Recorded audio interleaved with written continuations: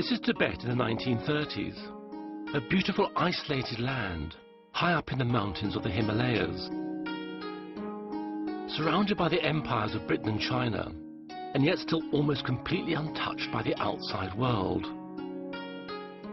Tibet is now most famous for its leader, the Dalai Lama, who was forced into exile nearly 50 years ago. This treasure trove of rare colour films, shot by British, Chinese and Tibetan people who lived through these times, have been preserved by the British Film Institute. These films allow us a glimpse into a world which has almost entirely disappeared, to a time before the Dalai Lama and his people lost their country.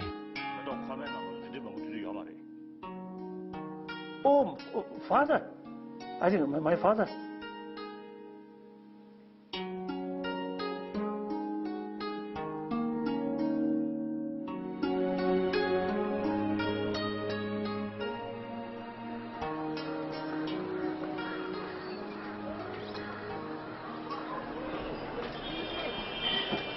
It's now impossible to tell the story of Tibet in Tibet, because since the Chinese invasion of 1950, it's become a criminal offence to even discuss Tibetan independence in territory controlled by China.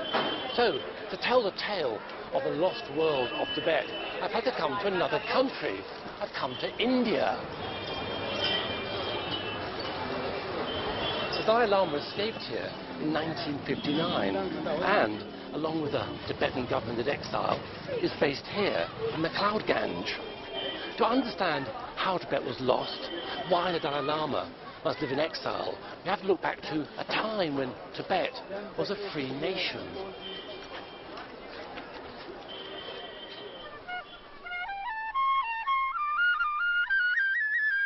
This is Lhasa, the capital of Tibet, in the early 1940s. This film is of the main shopping street, known as the Barkhor. Despite being shot in the 20th century, it looks medieval. Hardly surprising, given Tibet's location. It was almost impossible to reach, so it remained frozen in time.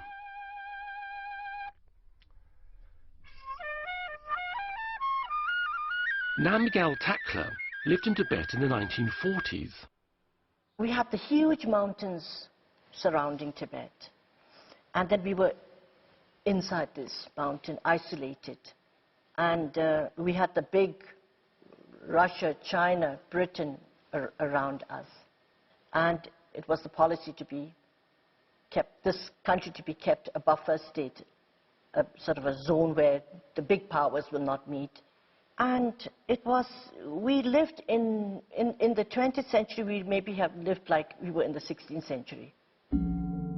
Tibetan society was both feudal and deeply religious. Buddhism had a profound effect in shaping its culture and traditions. Ruled by a dual system of aristocratic families and Buddhist monks, the government's main function was to maintain the religious state. Tibet's feudal structure meant that most of the population lived in poverty. Any attempts to modernize or invite foreign influence were resisted by the conservative and profoundly religious outlook.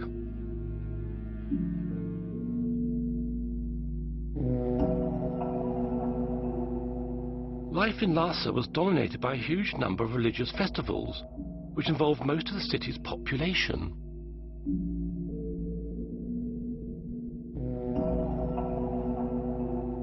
"68 days of the year were taken up with festivals.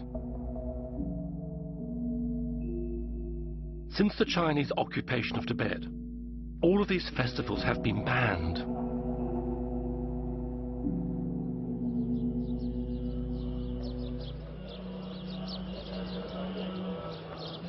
Even though life for exiled Tibetans has changed enormously since the Chinese invasion, Tibetan society is still deeply religious, and Buddhism is central to its culture. Tibetan prayer flags still hang in holy places. Each time the wind blows, the prayers that are written on them are released into the universe. Their colours are symbolic. They represent water, fire, earth, and air. Buddhism arrived in Tibet in the 7th century AD, about 1,000 years after it started in northern India. Focusing on spiritual development, all Buddhists believe that the road to enlightenment lies through the practice, the development of morality, meditation, and wisdom. At the time these films were made, monks made up 20% of the male Tibetan population. Every Tibetan family, rich or poor, sent their youngest son to a monastery as a spiritual and religious duty. Because monks had a high social status, poor families gave up their boys in a certain knowledge they would be looked after financially for life. These boys would just have arrived at the monastery. Even though in theory they could give up being a monk if they wanted, they'd expect to stay there for the rest of their lives. The present Dalai Lama, who is the 14th, was found while he was still a small child. In a tradition that dates back to the 17th century, the Dalai Lama, or Ocean of Wisdom, is both the spiritual and secular leader of Tibet. All Buddhists believe in rebirth and reincarnation, but for Tibetan Buddhists, the man they call His Holiness, the Dalai Lama, is very special indeed. Some see him as a man-god. All believe he's a reincarnation of all 13 previous Dalai Lamas, and he's a bodhisattva of compassion, an enlightened being who's chosen rebirth as a human being so he can be on this world to help others. When the 13th Dalai Lama died, his reincarnation, a 3-year-old boy called Tenzin Gyatso, was found some 600 miles from the capital in Amdo, a province in the far northeast. While the Western world was at war, the family made the long journey to the capital, Lhasa.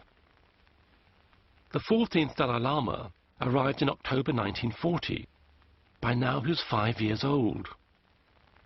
He was accompanied by his father and mother and 2 elder brothers, Lobsang Samten and Gyalo Thondup.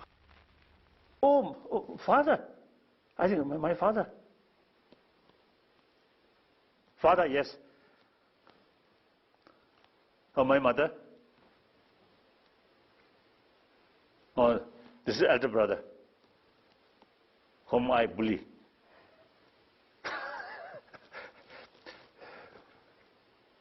My mother, very, very gentle. Almost I never saw her sort of the mental state of temper. I never saw. Very gentle. Always smile. Something very nice woman. A villager, uneducated. At the beginning, illiterate.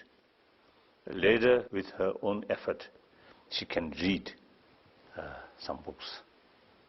Now here, yes, my father with mustache. He very much interest, keep his mustache very, very organized way. No, not like that. So he used, of course, our family from time to time eating meat with bone. So every time from the bone, there is something, what called marrow or something. Oh. So see, he usually used to put on his mustache, then do like that.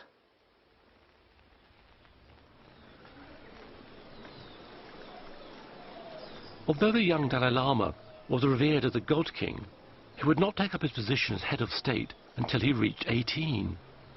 Years of monastic study lay ahead of him.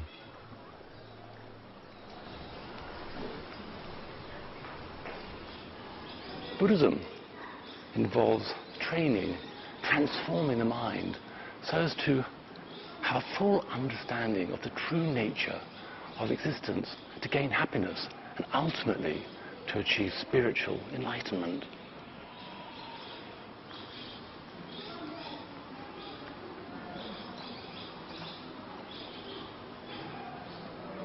Buddhists believe it's only possible to escape suffering, to find true happiness, by giving up all worldly desires and by accepting the transitory nature of life.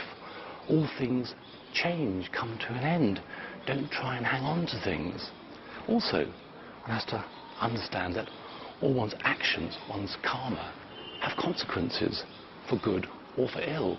If you do good things, then you get merit and I suppose hurtle towards your own enlightenment. But more to the point, do good things and the world benefits. You put positive energy out into the world.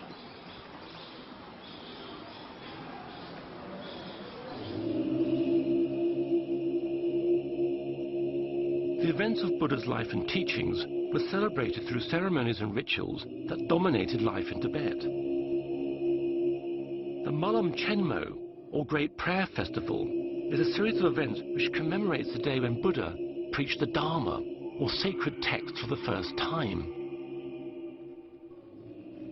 The festival starts when the monks take over the running of Lhasa from the government. The proctors of the Drepan monastery arrive carrying heavy silver maces to demand that power is handed over to them by the Kashag, or parliament. Their attendants ceremonially throw down the whips of the city magistrates and bow to the proctors to formalize the handover.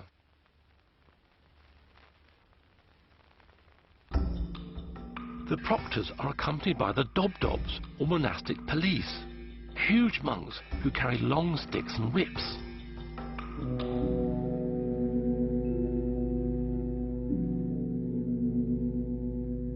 Wearing padded robes, their job is to intimidate and control the crowd of 20,000 monks who flood the city for the festival.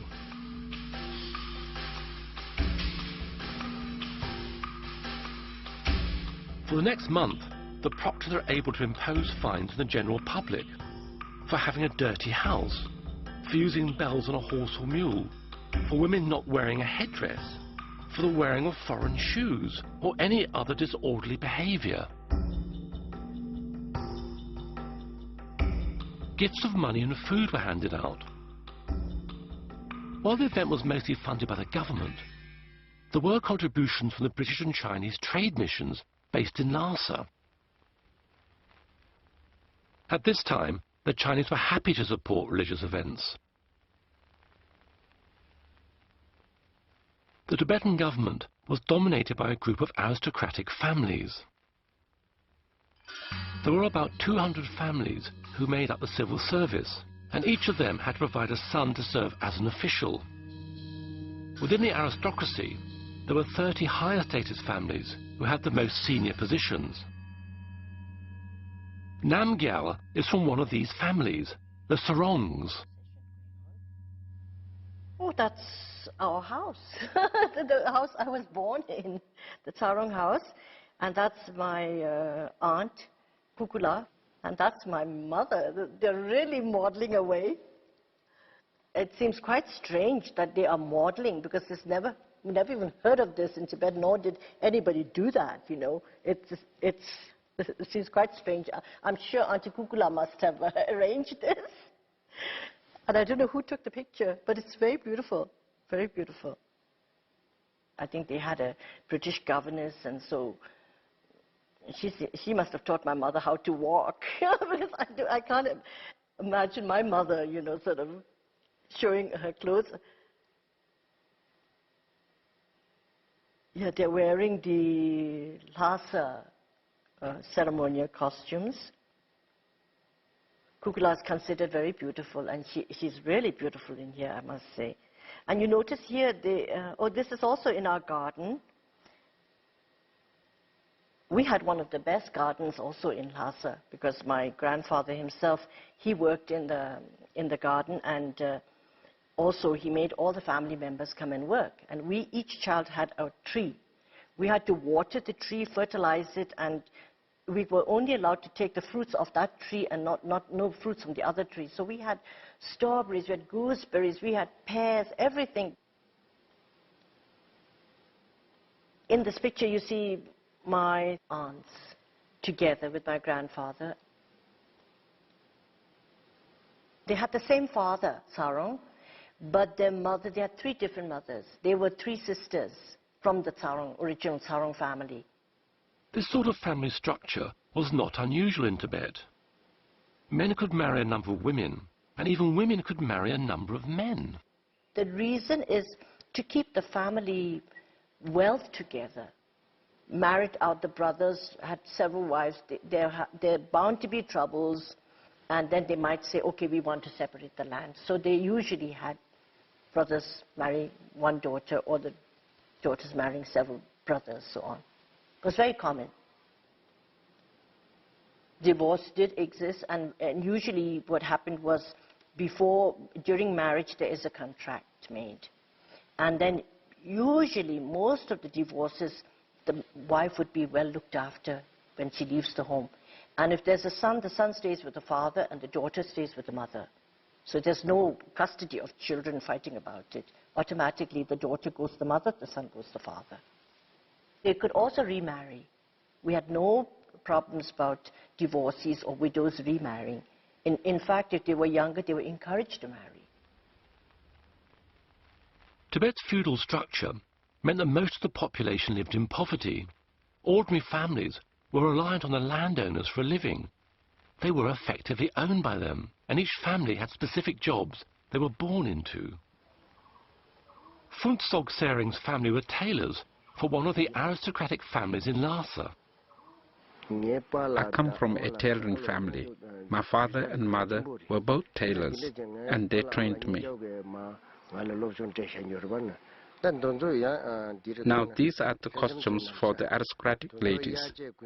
In terms of design and patterns, these outfits are type worn by the aristocrats, but they are really quite similar to those that more ordinary women would wear. There was summer and winter wear, and these outfits are for the winter. These are definitely winter wear. You can tell by the length of the sleeves. When it comes to making these costumes, we did everything by hand. In those days, we didn't have sewing machines in Tibet. But for a tailor like me, it would take about 2 days. That's right, I could complete something like that in about 2 days.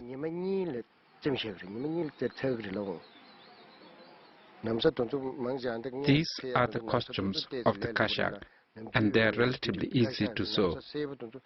All of the aristocrat costumes were made of brocade, but the type of brocade, in terms of color, shine, pattern and quality, would again depend on their rank. If we were making something for government civil servant, the design and pattern would depend completely on their rank and status.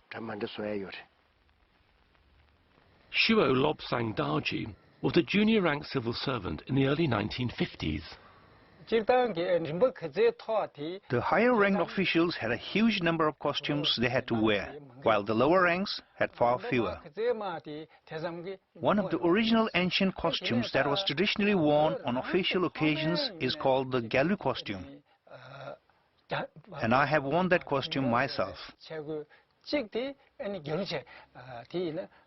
I was one of the lowest ranks, like the 6th or 7th grade, and we all wore the Galu. It was the same color for everyone. But for day-to-day wear, I wore the native Nambu outfit, which was made of black or brown woolen cloth. A unique feature of the costume was the yellow hat called a bokto, which was worn by every grade of civil servant. As for the length of our hair, everybody just let it grow. Some had it down to their waists, some a bit shorter. You let it grow to its natural length and you never get it cut. I used to have hair down to here in those days. It was very long and very thick. The top knot or pajok were very fiddly to do. They would take ages, but once you got used to it, you could do it yourself. If you were in a hurry, you would need help, especially with the braiding. So you would teach your wife how to do it, and she would help you. Later, you could call in a professional hairdresser who specialized in braiding, and they were very skilled and therefore quicker. Most men and women had long hair. Of course, the monks didn't, because they had to have their heads shaved. Everybody else grew their hair long.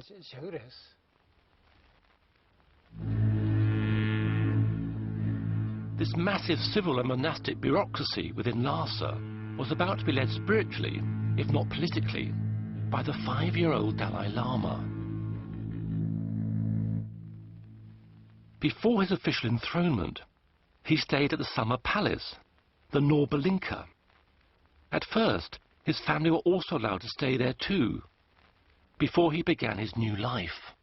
Of course, at that time, my mother and father and my other brother remain or stay with me. Then mother and father, I think every day they come to see me. And also I also visited to their home. I enjoy my native village's food. While pilgrims came from all over Tibet, foreign dignitaries also paid homage to the God King.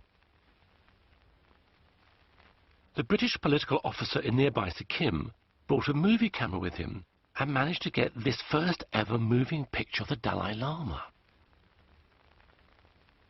Sir Basil Gould, seen here with a white prayer scarf around his neck, also brought an expensive foreign toy car for the little boy. But already his status set him apart from other children, and only his older brother, Lobsang, was allowed to test drive it. Oh, this is my brother, elder brother. So the people felt if I handle maybe too risk, so my elder brother, let him, you see, play. Sometimes I feel a little jealousy.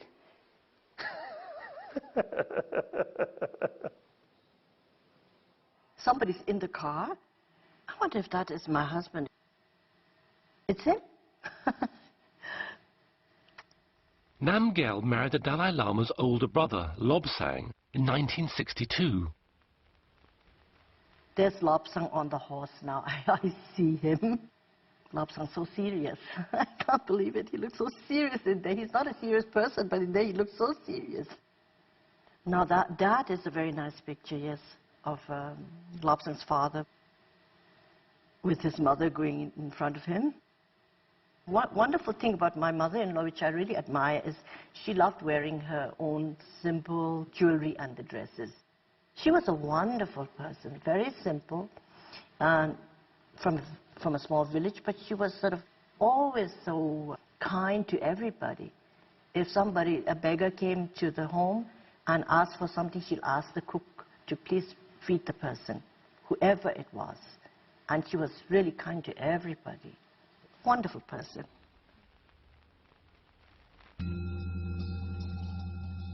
The date for the 14th Dalai Lama's enthronement ceremony at the Potala Palace was reached according to complex astrological calculations. The distance between the Norbalinka Palace and the Potala is only a few miles.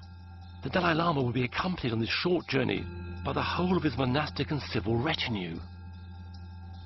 The 13-story Potala was originally built in the 7th century. It's a quarter of a mile long with over 1,000 rooms. It was the winter residence of the Dalai Lama, a center for religious worship and training, as well as housing Tibet's government and huge civil service. Tenzin Gyatso was enthroned as the 14th Dalai Lama on the 22nd of February, 1940. A life of austerity and strict scholarly pursuit began for the 5-year-old and his brother Lobsang. Well, I think for him, being a normal child and then suddenly becoming a monk and then coming up to Lhasa with His Holiness and leaving the parents and then suddenly going into this huge Potala palace and living there amidst the older monks who can be quite strict. And he used to often tell me it wasn't that pleasant there. The elder brother stay with me. We always play. And sometimes I bully on him, although he's older than me. He used to talk about His Holiness being quite naughty and mischievous.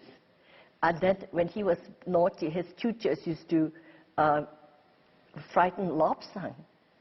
And then he said, then His Holiness, he used to get into a lot of very nice games, running around and then feeding the birds outside on the roofs. That was the greatest fun. Here were these two little boys with the older attendants and huge dark rooms, and it was very frightening for them. And I mean, coming from a village where you had a lot of running around, freedom, and then suddenly you are put there, it must have been quite intimidating for him. So then I think once a month my mother came. So when my mother came, I feel very happy. Then my mother about depart, I feel little uncomfortable, little sad.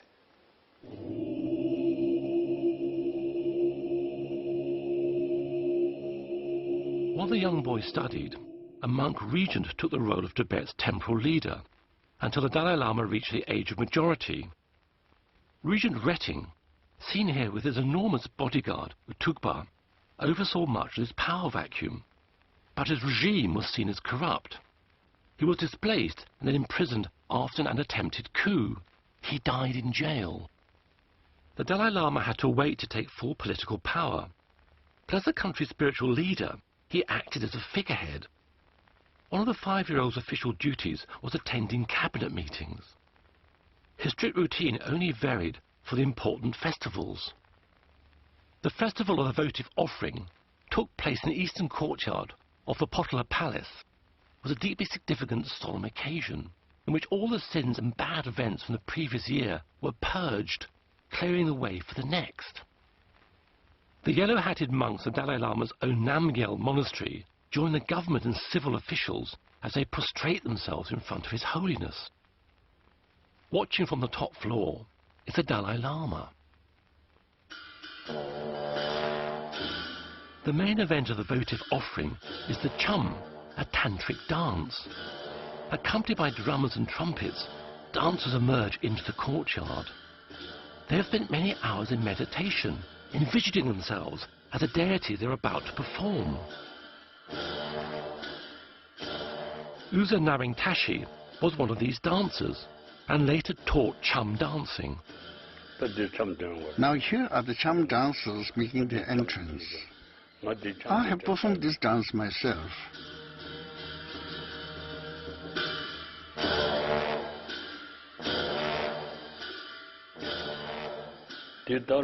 This is performed on the last day of the Tibetan calendar year.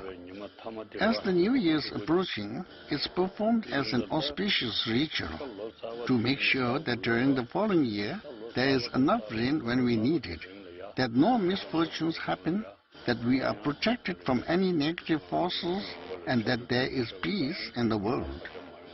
That's why we perform the Cham dance.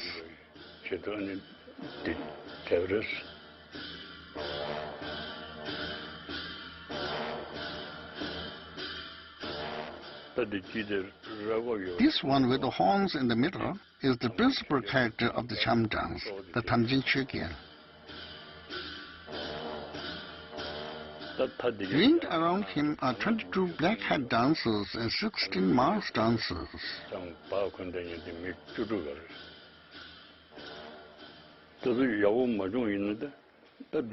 Teaching the stag dance is very difficult, especially as they start as young boys. I found it very hard myself. Although he looked like an adult, he's actually a boy. He would probably be about 12, 13, or maybe even 14. I remember being very anxious and scared during the performance in case we made a mistake, because if you got anything wrong, discipline was very strict. Even if you made a tiny mistake, you'd be punished. Only young boys are agile enough to perform this. Your Cham teachers train you. Because the training involves a lot of kneeling, you'd get lots of cuts and bruises on your knees, and you'd get beatings too.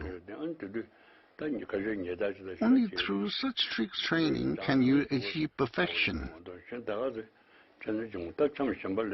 When we began our training and were learning how to do the black hat dance, the repetitive arm and leg movements made you very stiff. So stiff that it would be really uncomfortable to sit cross-legged for the prayer sessions. The costumes were very heavy and difficult to wear, but if you didn't wear them, you'd look too puny. You wouldn't look the part, so there was packing to beef you up. You'd get very stuffy inside the mask. The performance would last 3 hours, and the whole affair would be at least 3 hours. At the end of the ceremony, a cathartic fire purification rite is performed to ensure that the last traces of evil are dispelled. Now you can see they are heating up oil in a cauldron. Later they'll add home or alcohol.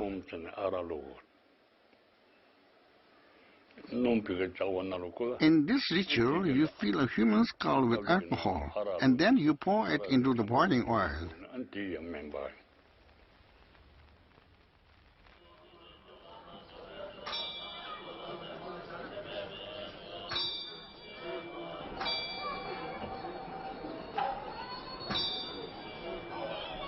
Tibetan Buddhism differs from other types because it has its roots in the traditions of the earlier Bon religion. Therefore there's a belief in gods and celestial beings, but also there are various traditions that involve all Tibetan society in the practice of Buddhism.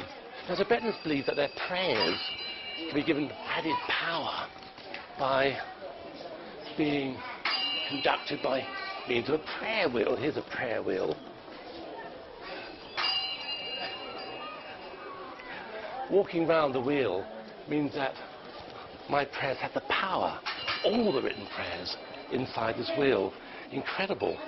Also, there are flags and beads which have a similar thing, prayers through repetition. And the mantras are used to really gain merit and to help one on one's path to enlightenment.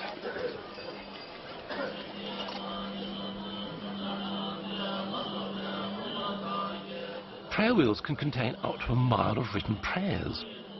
They are symbolically recited with every turn. Pilgrims earn merit and concentrate their minds on the mantras they are reciting as the wheel turns.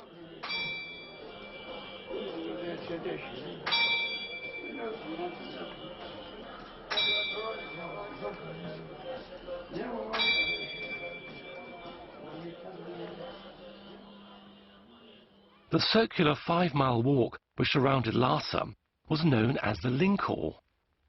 On the festival days, pilgrims would start walking early in the morning. Artemisia, scrub rhododendron, and juniper twigs were burnt, and the air would be filled with incense.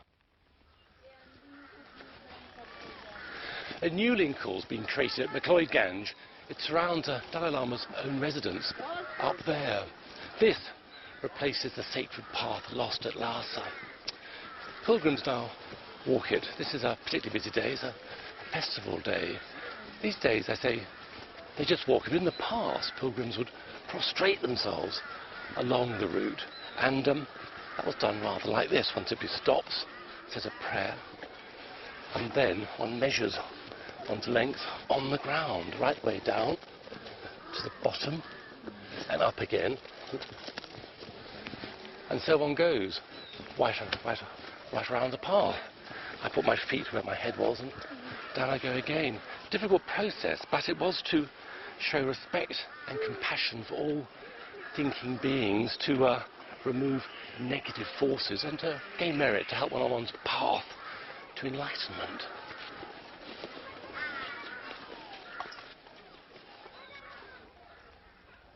Jampa Chodron was a young nun living in Lhasa at the time. This is the Linkor, the long circuit just beyond Chokpuri Hill. A shot is taken of the section just below Chokpuri Hill.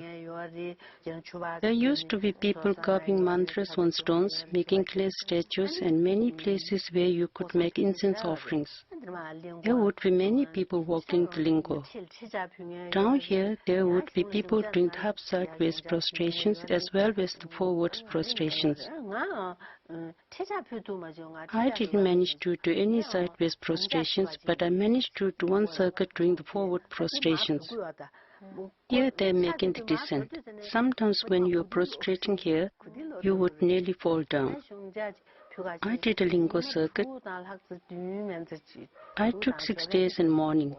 In the midday sun, you couldn't do the prostration, so you would have a rest. Friends would bring you a meal, so you would have a lunch break. People would normally get up early and start at dawn.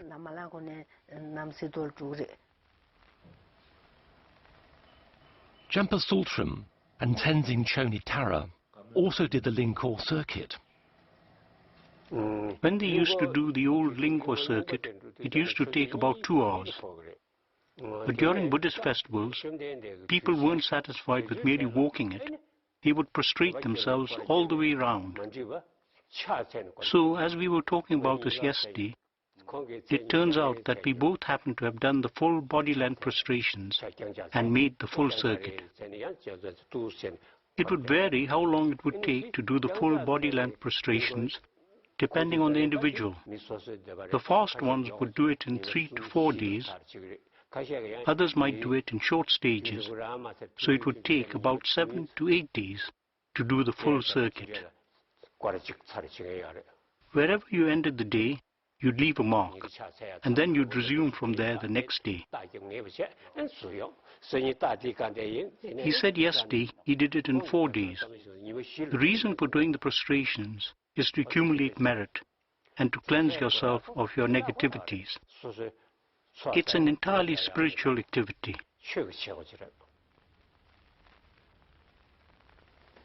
Now here are some pilgrims who have come from villages far away. They have come for the Malam festival. You can see that they are carrying their provisions in bags on their back. There were people coming from all different directions.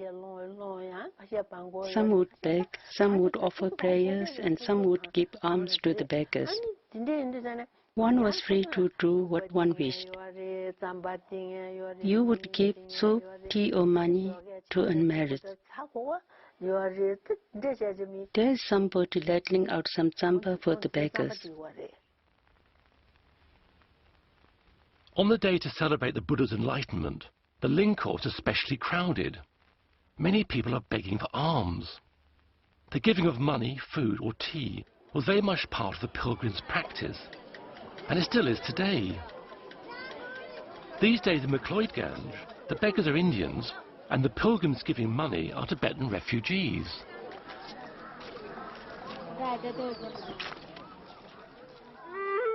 On festival days, the cabinet and senior civil officials also walked the Lingkor, but they would get very hot in their heavy ceremonial costumes, and so would stop off the British mission for a cup of tea.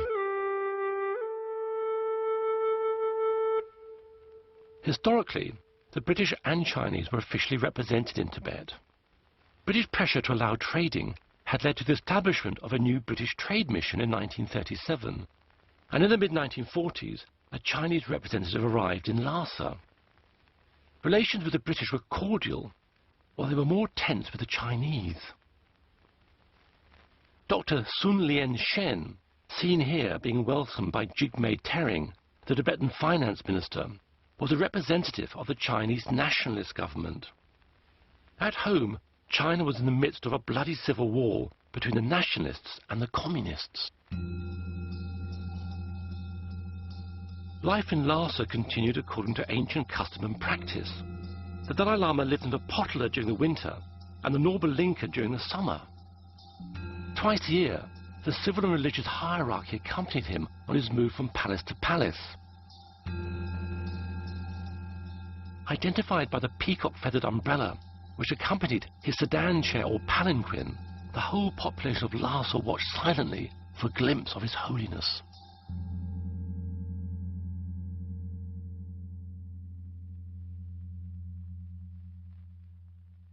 At the front of the procession, there would be the lower rank officials, and they would get higher and higher the nearer they got to His Holiness's palanquin. The front column are the monk civil servants in order of importance, up to the cabinet ministers who ride alongside His Holiness. Behind the palanquin are his two personal tutors, and then his immediate family members. The lay civil officials bring up the rear at the end of the procession according to one's rank and position. It was the same protocol as when you would have an official audience with His Holiness. As a junior civil servant, my turn would come somewhere at the very end.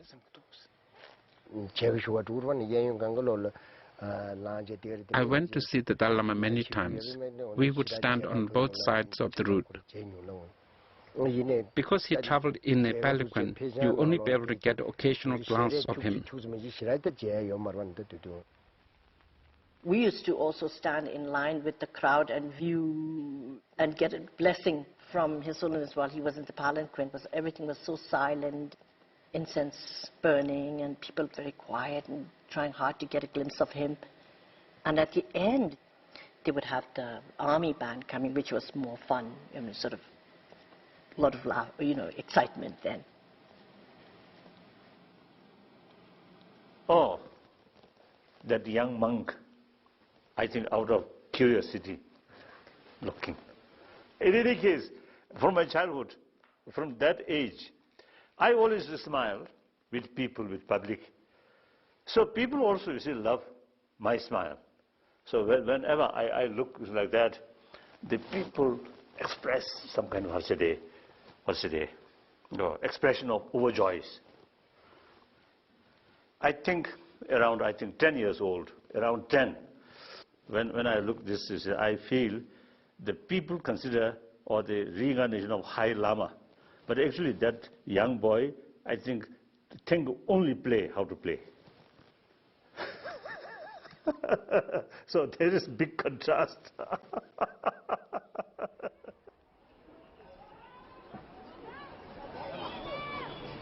These days, there isn't quite the same spectacle when the Dalai Lama travels.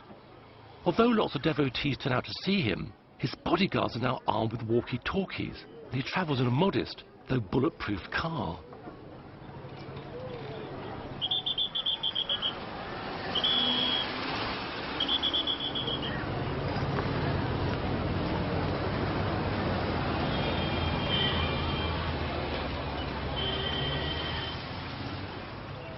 Tibetan Buddhists have retained much of their culture and religious practice since going into exile. But life in Tibet before the Chinese occupation was significantly different in many ways.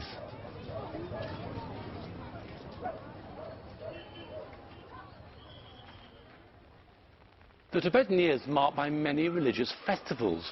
Here, at the Dalai Lama's own Namgyal monastery, thousands of people gather to celebrate New Year.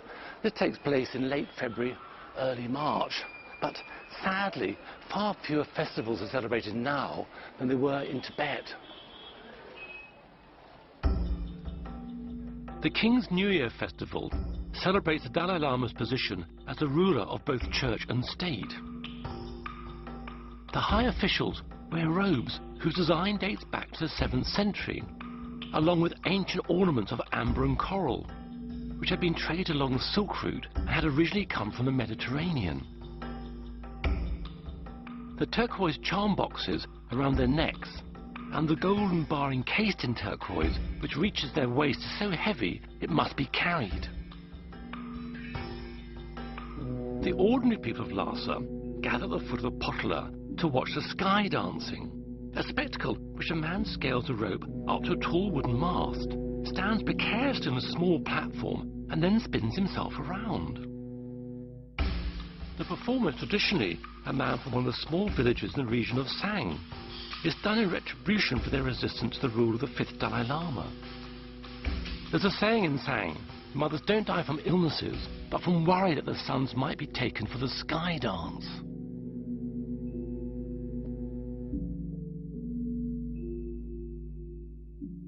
The casting out of the votive offering was one of the biggest and most elaborate of the celebrations. This ceremonial military maneuver was known as the coiling snake. With civil officials acting as marshals, 500 infantry in chain mail move in a zigzag formation, while another formation circles it. Seemingly chaotic, was highly organized, and the troops rehearsed for months to perfect it.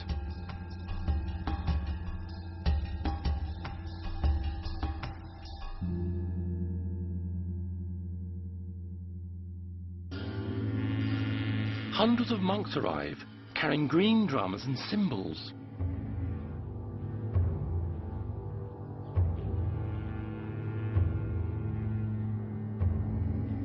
Next, the torma are brought out, tall sculptures which have a grinning skull on top and represent all evil spirits. Wearing an ornate headdress, the Nechung oracle, a monk who is chosen for his psychic powers, appears in a state of possession. The oracle's helmet and costume are so heavy that a medium can hardly walk in them when he's not in a trance-like state.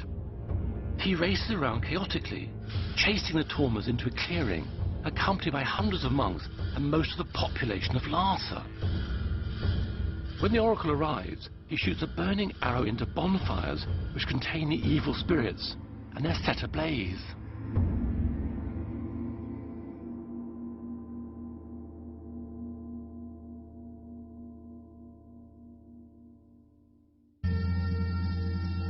Many of the religious festivals had an additional civil or governmental element. At the review at Trapchi, the Tibetan cavalry assembled in front of the cabinet and government officials. The cavalry wears chainmail, steel breastplates and helmets with peacock feathers on them. The standard bearers wear special helmets which have Allah inscribed on them in gold, thought to date back to 8th century contact with Arabs. They carry tall lances wrapped in painted banners, said to have been given by the army of Genghis Khan's grandson. The cabinet wears ornate robes. Their fur-trimmed hats have silk crowns with ornaments on top of coral, turquoise and gold. A government official, followed by 4 junior officials, makes his report to the cabinet, announcing the number of men and horses. Shio Daji had to attend the review every year. These official functions tended to be rather long drawn-out affairs. However, each one of us had our own responsibilities to perform. As you can see here in the film, when we junior accountants had to present the inspection report at the review at Trapchi, we had to give the full list of horsemen and their equipment. So I had to feel very tense from early in the morning as I had to present the report aloud in front of a huge gathering of people. I would worry that I would make mistakes and embarrass myself, so I felt scared. I would be so terrified that time would just fly past. But when I had no responsibilities, the ceremony would get tedious and seem to go on forever. So we young ones would quietly sneak out the back for a cigarette and a chat. Another military event, the gallop round the fort, was slightly more exciting to attend. These are the special Molam Festival cavalry. 2 Yaso generals command them. Together they are being prepared to lead the presentation. There were 3 targets. The riders had to ride past, fire a gun, shoot an arrow, and spare each one. If they managed to hit each of the targets, they would be presented with a victory scarf.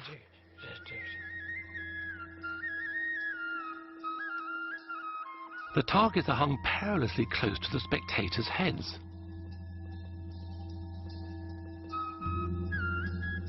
There is frighteningly little crowd control, and serious accidents result. Finally, the competitors line up to receive their prayer scarves. The event ends when they perform a special Mongolian salute.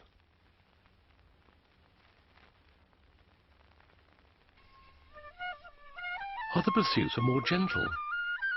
The people of Lhasa, rich and poor alike, took advantage of the summer festivals to enjoy their environment.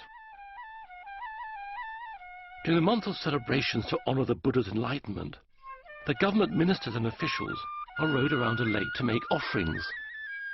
After they'd had their turn, the ordinary pilgrims were allowed to go. It's hard to believe that war was raging in the rest of the world as the people of Lhasa set off for their annual picnic season.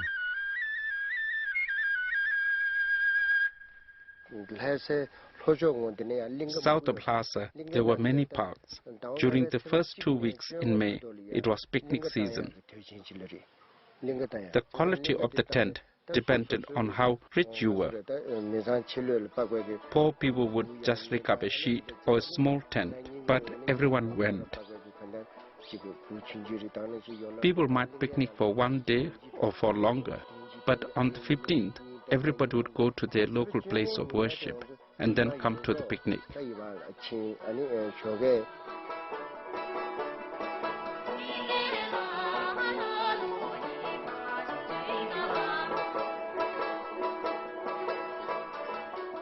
The nationalist Kuomintang government in China maintained its mission in Lhasa and even joined in with the Tibetan festivals. However, at home, the communists were growing in power and a civil war was raging. You see the flag there? It's the flag of the Chinese Kuomintang. In those days, the Chinese in Tibet were mainly the official representatives of the Kuomintang. The present Chinese hadn't arrived yet. Here you can see some people performing the incense burning ceremony. And here are some monks playing the long horns and the oboes. This is a group of Nangma musicians. They had their own musical association. I know one of them, the man wearing dark glasses. He's called Namgyal. He was a very well-known musician in Lhasa. He was a brilliant harmonica player. He also played the Tibetan lute and other instruments. He was blind, and that's why he wore dark glasses. Everyone knew him by his nickname, Namgyal, no eyes.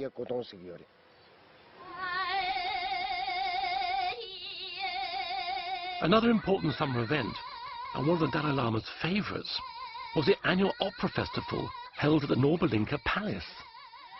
During summer in Nobulinka, I think around July or August, on summer festival, the folk dance, and also every day the military performance.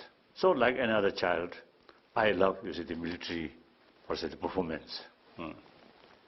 They well organized, they are quite smart, like that.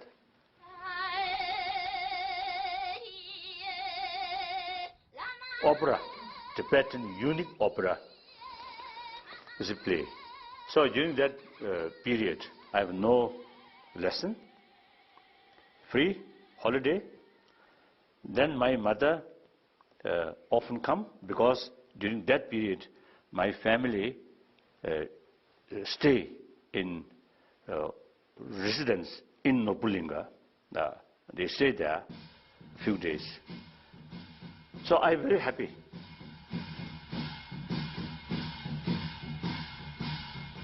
Then after 5 days, festival finish. The next day, my lesson started. And same time, the 5th day evening, my mother depart. So I feel very, very sad. That's the child's sort of experience, like that.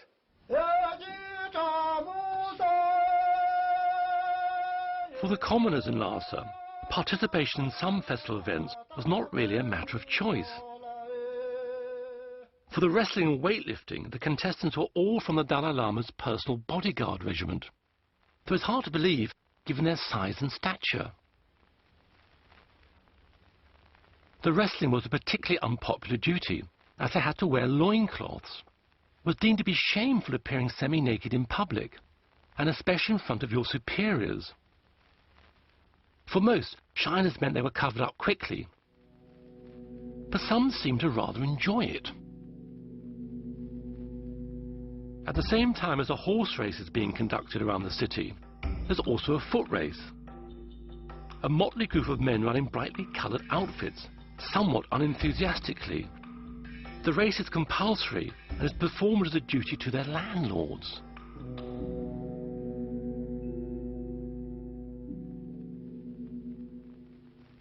For the Tibetan aristocrats, there were lots of social events to attend at the British Mission, or Deki Linka. In true colonial style, tea was served and even darts were played. Summer was a period where everybody had a party to celebrate the summer and to be outdoors. This person playing the dart is my grandmother's youngest, one of the younger sisters, Delarapten, playing darts, yes. Now this looks like a party at the British legation or the British mission, Dikilinga, because it's a beautiful garden, and then the servant at the back, he's wearing the special costumes which the servants in the Sikkim royal family used to wear. So I think very much they wore this costume at the formal parties. And this looks very much like the yes, it's the senior Mrs. Lalu. She was a very special lady. She was actually a nun, and she fell in love with a member of the 13th Dalai Lama's family. And anyhow, she was very kind, and she did everything in such a grand scale. And she used to visit once a year at our home. The British mission closed when India gained independence in 1947. Tibet still had no status as an independent nation and was not recognized internationally. The civil war between the communists and nationalists in China continued. The Tibetan government realized that if the communists won, they would not tolerate their religion. However, they didn't want to be seen to be taking sides, so they politely asked the nationalist Chinese to leave Tibet. They were sent off with the utmost courtesy, with parties and free transport to the Indian border. The small Tibetan army was reorganized, new regiments were formed, and they were re-equipped. In 1949, the Chinese Civil War ended, and the People's Republic of China was established under Mao Zedong's chairmanship. One of their first objectives was to bring Tibet back into what they called the motherland. On the 6th of October 1950, 40,000 Chinese soldiers of the People's Liberation Army invaded Tibet, and the small Tibetan army was quickly overwhelmed and forced to surrender. The issue of the invasion was raised with the United Nations, but nothing was done. Indeed, the international community did shamefully little to help Tibet in its plight. So, the Tibetans had nothing to do but to negotiate with the Chinese. To do this, they needed a sole ruler. And so Dalai Lama, still with 2 years of training ahead of him, was rapidly giving the power to rule in Tibet. Incredible this, a 16-year-old boy was suddenly made the temporal and spiritual ruler of Tibet. The teenager acted quickly and sent delegations to Britain and America, but it was the height of the Cold War, and they refused to help. The Chinese, however, were happy to talk. Fearful that Chinese troops would invade Lhasa, the Dalai Lama instructed Tibetan officials in Beijing to begin negotiations. The 17-point agreement, in which Tibet was defined as being part of the Chinese motherland, was signed in Beijing without the Dalai Lama's consent. The reunification, as the Chinese called it, was completed when the invading forces reached Lhasa in October 1951, and Tibet was conquered. Samdong Rinpoche was in Lhasa at the time. At that time, there are quite a sizable number of Chinese military personnel arrived in Tibet, and they have set up loudspeaker radio in Lhasa town. So there was a lot of wires going over the houses, and there's a big loudspeaker. So it was not a radio, but just propaganda through a whole the town covered by the loudspeakers. After the Chinese arrived in 1951, everybody felt that they had lost their way. They didn't know what to do. There was a real feeling of tension and uneasiness in Lhasa. The Chinese were becoming more and more oppressive by the day. His Holiness was in a very difficult position in the face of the military power of the Chinese. Rather than resist Chinese rule, the Dalai Lama attempted to make the 17-point agreement work. As it was meant to allow the Tibetan government to continue running its own country, for the next 3 years he set about introducing social and land reforms, attempting to propel Tibet into the 20th century. However, he still has ancient and highly demanding spiritual duties to perform. The Kalachakra ceremony, or Wheel of Time, is one of the most complex systems of theory and practice in Tibetan Buddhism. The 17-year-old Dalai Lama was initiated into this tantric tradition in front of hundreds of officials and monks at the Norbalinka Palace. I think this is the first time of Kalachakra initiation at Norbalinka. I think 16, 17. I already, you see, took the responsibility of the Kasa, the temple power. Oh, bless me. Here comes His Holiness the Dalai Lama. Here he is receiving mandala offering for long life. He's looking so young. He's not wearing glasses yet. He must be 16 or 17. Here is the Lord Abbot, elder brother of His Holiness, Losang Samte. It must be inside the Norbalinka. This is during the Kalachakra teachings. It looks like the people are throwing scarves forward to request the teachings of the mandala ceremony.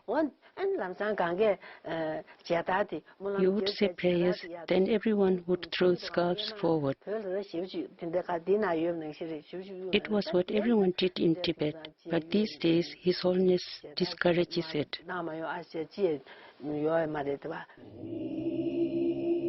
1954, Dalai Lama received an invitation from the Chinese to go to Beijing. Most Tibetans were against the idea, fearing for his safety. The Dalai Lama, however, was determined to go, seeing it as an opportunity to be able to talk to Chairman Mao in person. Then I felt, not only me, but some officials, some high officials, now two opinions. One opinion, now this is the right time, should go to Peking and meet high officials, high leaders. And some very much reluctant, very much against. I think out of fear. And my own opinion is, now better go there. Eventually, it was decided he could go, provided he returned within 1 year. His Holiness himself promised the people he would return within the year. I heard that when he was about to cross the Tsangpo River, people had come from Lhasa in their finest clothes. In Tibet, it is a custom for women to dress up for special journeys for good luck. They all crowded along the river bank, looking very anxious. Some were even about to throw themselves into the river in sorrow and desperation. Now this is actually, you see, departing Lhasa to China. I think this one. You know, I like missions or these modern things. So I love, you see, to visit China. But at the same time, not like just tourists. Also have some responsibility. So not very certain. So all kinds of mixture feeling. Some hopes, some doubts, some fears, some, undecisive, like that. And also some excitement. The Dalai Lama attended the first National Chinese People's Congress, which included 10 seats for the Tibetan delegation. He was impressed by Mao and felt a great affinity with many of the egalitarian principles of communism. However, At their last meeting, Mao wasted no time in giving his true opinion of Tibet and its future under Chinese rule. As the Dalai Lama left, Mao turned to him and said, "Religion is poison." The Dalai Lama returned home.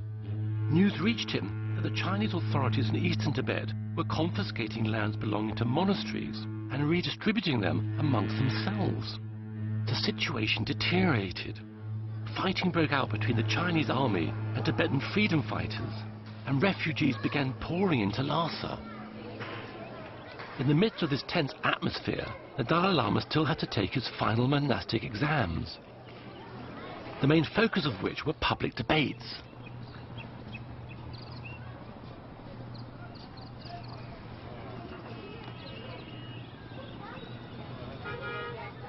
Debate is a rigorous discussion of Buddha's teachings.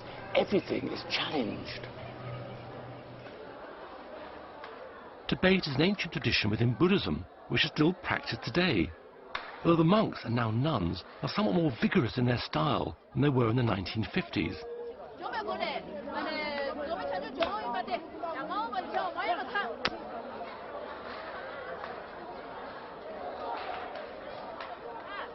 These monks are arguing over their personal interpretation of Buddhist texts. The skill is in arguing and using logic and your own analysis to back up your points. They are punctuated with claps to the hand. The respondent must then reply.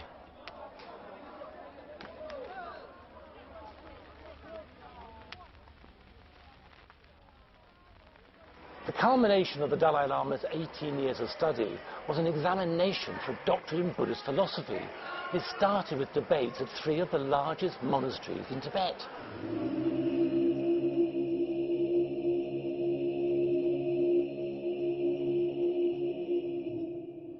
Drepung Monastery had 10,000 resident monks.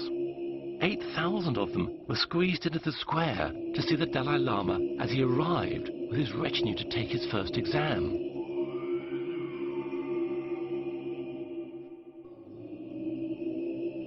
The monastery owned local estates and had some 20,000 tied peasants who worked the land and paid them taxes. The revenue paid for the prayer sessions and festivals which dominated monastic life. Feeding the monks for big events like the examinations was a huge, if somewhat rushed, process. The young monks run down from the cookhouse carrying huge tubs of sampa for their brethren who are sitting in the square.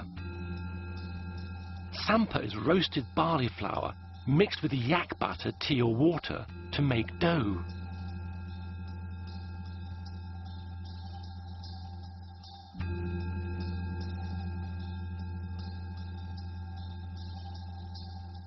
To celebrate His Holiness's presence, the monks are also given prayer scarves, tea and money.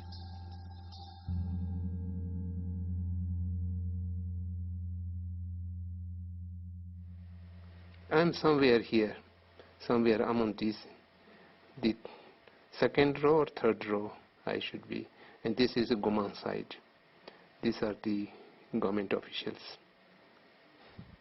Now His Holiness is offering the debate to the 2 abbots.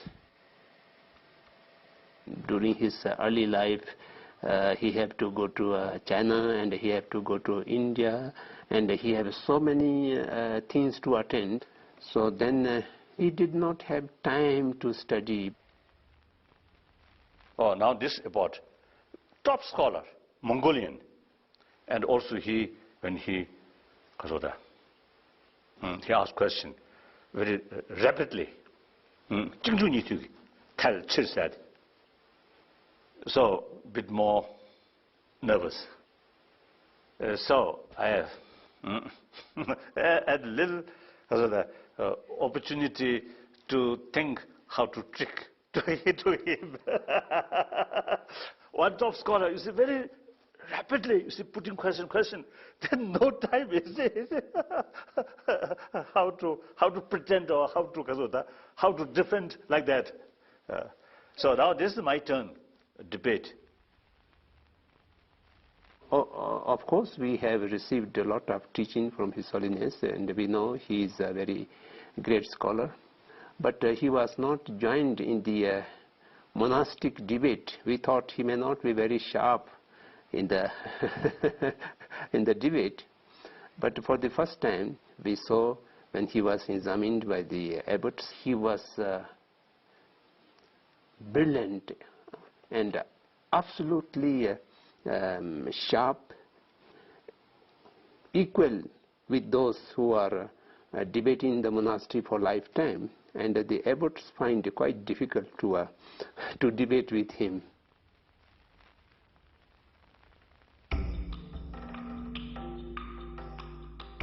The next exam was at Sera Monastery. The whole of the Dalai Lama's government travelled with him, allowing him to consult with them about the growing tension in Lhasa.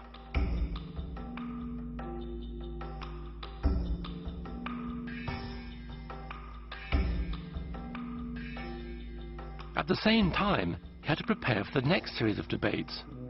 But the abbots each had their own individual style of arguing. In Sera Monastery, you see, when you debate with the opponent, good scholar, then their answer is something logical or something, you see, valid, meaningful. In Sera Monastery, one abbot, not that much scholar, not that top. So you see, from my side, you see, the preparation, if answer come this way, yes, this is the way to argue. If this way, if answer has come this kind of answer, then yes, already prepared. And his answer, unexpected answer. So then my tutor noticed that, then he very kindly, stop, now finish. Okay. That's tremendous relief.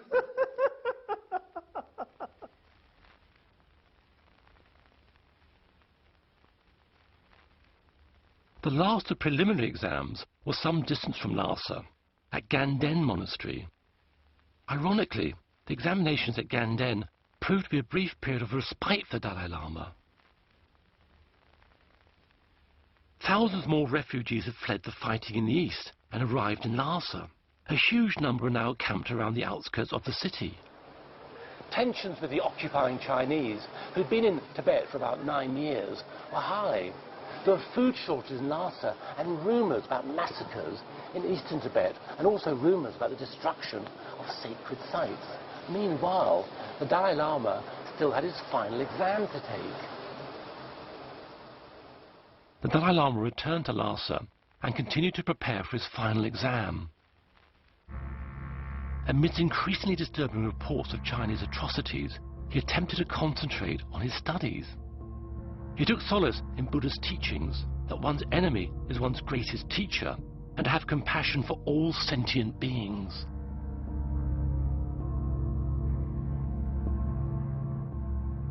The final exam was arranged to take place at the same time as the Mulam New Year festival. There were 30,000 monks in the city, and pilgrims were arriving from all over Tibet. The Jokang temple was full to bursting. The cabinet, civil officials, and all the senior abbots and monks were present. At that time, things were very tense. On the one hand, a very solemn and grand ceremony was taking place. On the other hand, we were in a very dangerous and tense situation. There are a lot of rumors about danger to his security, and the threat perception was very high. And therefore, it was very tight security arrangements used to be there, and that was a bit annoying. And that was not a consonance with the monastic atmosphere. So a lot of soldiers with guns and very attentive and with walkie-talkies. These are not familiar with the people. So that was a tense and also the joyful. These are going together. Gun emplacements were built. There were Chinese carrying rifles, patrolling the rooftops opposite. Everyone, government officials, the clergy, the people, were there for the religious function of the 13th, but they saw clearly the Chinese soldiers walking around on the rooftops. I was involved in organizing the event. In this emergency situation, there was nothing we could do. We asked some of the Hmong officials to disguise themselves as ordinary people and mingle with the public and to act like spies. On the one hand, the ordinary people and the aristocrats were all dressed up in their finest.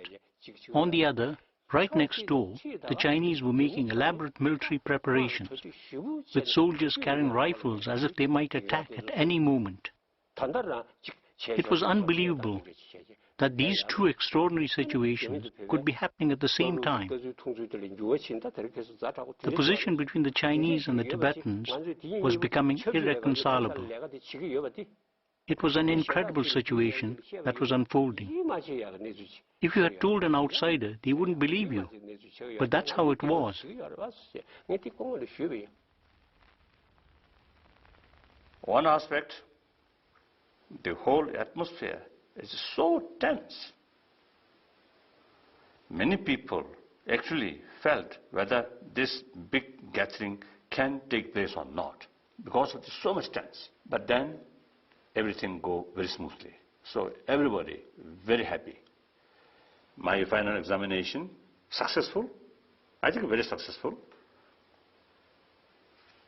And also, I myself, from the corner of my mind, another thing is, now no more any lesson.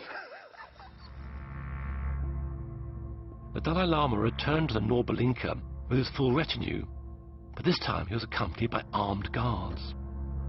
Little did he know that this 1,000-year-old ceremonial procession through Lhasa would be his last. The Chinese Governor-General of Tibet invited Dalai Lama to see a dance troupe at the Chinese military headquarters. In the name of dispensing with formality, the Chinese requested that he attend with unarmed bodyguards. Worried that a refusal would worsen the fragile situation, the Dalai Lama accepted, but the news soon spread. The Tibetan people came pouring into the Norbalinka, and their spokesmen forced their way into our official meetings. So His Holiness didn't go. This meant that any communication between the Chinese and the Tibetans had completely broken down. As this had happened, everybody felt it wasn't safe for His Holiness to stay. You could never tell what the Chinese might do. So everyone wanted him to leave as soon as possible. Although that was what everyone was thinking and what everybody wanted, no one dared say it out loud. We were all terrified. The Dalai Lama received news that the Chinese were planning to attack the crowd surrounding the Norbalinka and bomb the building. Convinced that if he left, the people would be saved, he decided he had to leave. Of course, I think topmost in my mind is fear, sadness, and almost like the feeling of desperate. And also leaving some of my close friends, sweepers, or some monks who look after temples or the libraries in Norbalinka, and including my dog. So as a human level, very sad, one factor. Then also, several thousand Tibetan, you see, suppose different Norbalinka already gathered there. So that also additional worry. If something happens, then thousands of people will die. Then also, my own life, there is danger. One person's sort of future, but the future of Tibet also is related. So therefore, anxiety, fear, little doubt, hesitation, and sadness, all mixed, very much mixed. That night, the Dalai Lama escaped from the Norbalinka, disguised as a Tibetan soldier.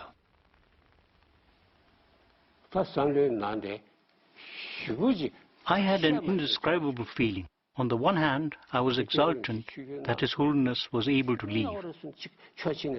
On the other hand, I was very sad when I saw him. Unlike the usual protocol and fanfare, he left wearing an ordinary brown uniform, carrying a rifle like a soldier. Then next day, reach southern Tibet. Then fear of my life, then no longer. Then we have no hesitation to criticize about our Chinese brothers and sisters. While in Lhasa, although sometimes we criticize, but from one corner of our mind, be careful, be careful, be careful, or that kind of sort of situation. Then as soon as we reach southern Tibet, free from Chinese forces, we get some extraordinary feeling now, freedom. 2 weeks later, after an arduous journey through the Himalayas, the Dalai Lama reached safety in northern India. That morning, around dawn, he began shelling the Norbalinka. At around 9 or 10, I went to Chokpuri Hill, to the defensive position I had been assigned to monitor. When I looked towards the Potala, I saw there was a huge fire in the eastern wing. Near the account section, a huge fire. The canal bombardment started from the bottom of the hills upwards. That was followed by the rat-a-tat-tat of the machine gun fire. It was relentless. In any case, eventually, even the Zulakan was taken over and completely looted. Everything except for the George statue and the Sunze chapel, it was left like an empty shell. Everything else was destroyed. It was taken over by the Chinese soldiers and turned into, what's the word in Chinese? A trote. We weren't allowed in because it was turned into a military barracks and heavily guarded.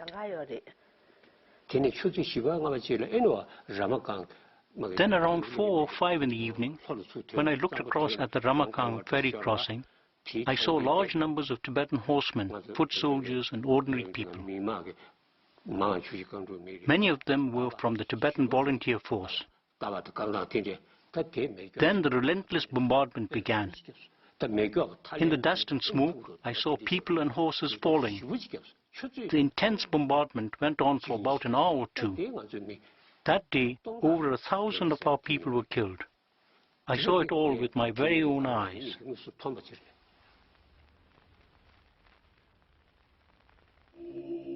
The Tibetan resistance, made up of freedom fighters and monks who had taken up arms for the first time in their lives, were no match for the Chinese army.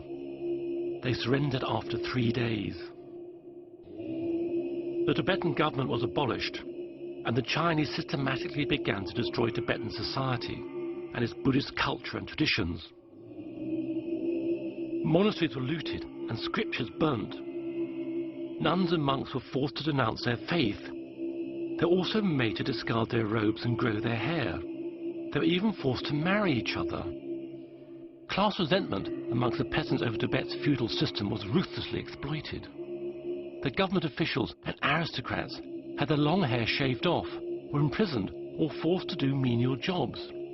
They were subjected to public interrogation sessions, many resulting in death.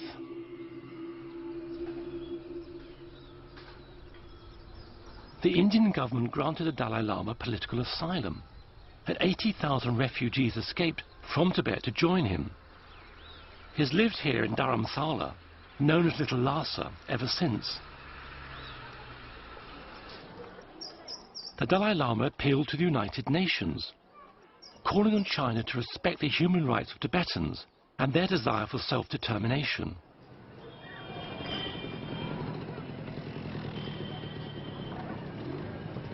Despite 3 resolutions adopted by the UN General Assembly, the fact that thousands of monasteries were destroyed and hundreds of thousands of Tibetans were imprisoned in labour camps, the international community refused to intervene.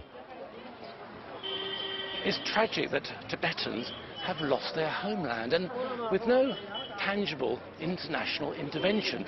But coming here, looking around, one can see that despite everything, Tibetans retain their sense of national identity, their culture and their pride.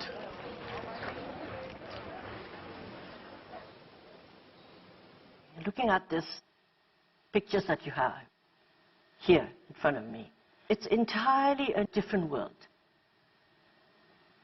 And it was, to me, it's very sad. For instance, like my grandfather wanted Tibet. I get very emotional to talk about Tibet, you know. My grandfather wanted Tibet to be with the outside world and to join the United Nations, to educate the Tibetans outside and to be with the modern world. But his visions and his wishes, and also his 13th Dalai Lama and the 14th Dalai Lama had a wish that we must have contact with the international world. But unfortunately, from our own side, we were so blind and we knew nothing of the outside world. We were just so engrossed in our little pond, you know, so we knew nothing, what was happening to the world, what could happen, and so we lost our country.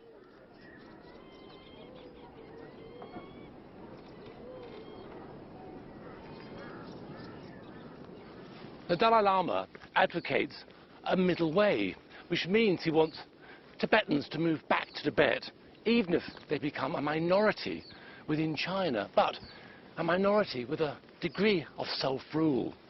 He remains determined that the dialogue between the Chinese and the Tibetans remains peaceful and positive.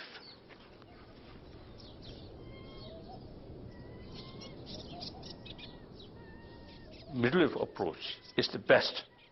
So present Chinese government policy regarding different minorities, particularly regarding Tibet, is not healthy or not good for long run. So kind of new opinions as a result of better awareness now coming. So therefore, basically, I'm hopeful. Thank you. Phuntsog Tsering escaped to India in 1959. He is now the Dalai Lama's personal tailor. Shuo Lobsang Darji spent 15 years in a Chinese prison in Lhasa. He escaped to India in 1985 and became the Chief Justice Commissioner for the Tibetan government in exile. Usha Nawang Tashi escaped to India in 1959. He retired as a chum teacher in 1990. The Venerable Jampa Sultram served 20 years in a Chinese prison in Lhasa. He escaped in 1980 and worked at Dalai Lama's private office. The Venerable Tenzin Chonyi Tara escaped from Tibet in 1959 and worked at Dalai Lama's private office until he retired in 2003. Jampa Chodin was forced to give up being a nun and marry a monk. She escaped to India in 1984. Professor Samdong Rinpoche escaped to India in 1959. He is now the Prime Minister of the Tibetan government in exile. Namgyal Takla left Tibet in 1956. She's lived in Switzerland, America, and now India, working for the Tibetan government in exile.